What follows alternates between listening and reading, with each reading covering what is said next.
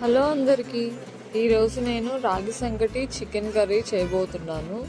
రాగి సంగటి చేసుకోవడానికి ముందుగా అన్నాన్ని బాగా ఉడకపెట్టుకోవాలి.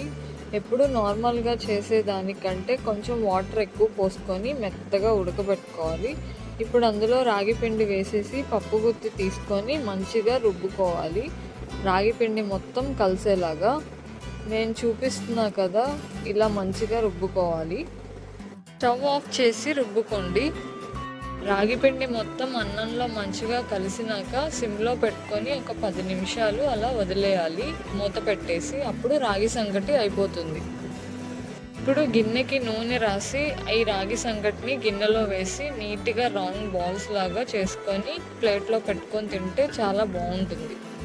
నెక్స్ట్ ఇప్పుడు వేరే ప్యాన్ పెట్టుకొని ఆయిల్ వేసుకోవాలి. ఆయిల్ బాగా హీట్ ఎక్కిన తర్వాత ఉల్లిపాయ, పచ్చిమిర్చి, కరివేపాకు వేసుకొని మంచిగా ఫ్రై చేసుకోవాలి. ఉల్లిపాయలు ఫ్రై అవ్వడానికి కొంచెం నేను ఉప్పు, పసుపు వేస్తున్నాను, త్వరగా కుక్ అయిపోతాయి కాబట్టి. ఇప్పుడు ఆనియన్స్ బాగా ఫ్రై అయిన తర్వాత అందులో అల్లం వెల్లుల్లి పేస్ట్ యాడ్ చేసుకోవాలి. అది కొంచెం ఫ్రై అయ్యాక నీట్గా వాష్ చేసుకున్న చికెన్ అయితే అందులో వేసేయండి. అదంతా తిప్పేసుకొని మూత పెట్టుకొని చికెన్ని బాగా మగ్గనివ్వాలి. మూత పెట్టేసి చికెన్ మంచిగా కుక్ అయిన తర్వాత గ్రేవీ కోసం టమాటాస్ యాడ్ చేస్తున్నాను. టమాటాస్ కూడా బాగా మగ్గాలి. ఒక 5 నిమిషాలు నేను మగ్గనిస్తున్నాను.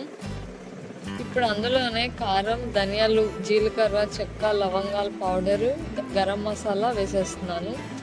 ఈ మసాలాలన్నీ చికెన్లో బాగా కలిసేలాగా తిప్పుకోవాలి.